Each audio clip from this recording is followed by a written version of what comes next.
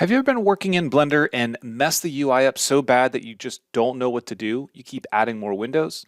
Well, the trick to fixing this is finding where the crosshair icon appears, moving over to the window slightly that you want to keep, holding down the left mouse button, and then dragging it to the left, right, or up.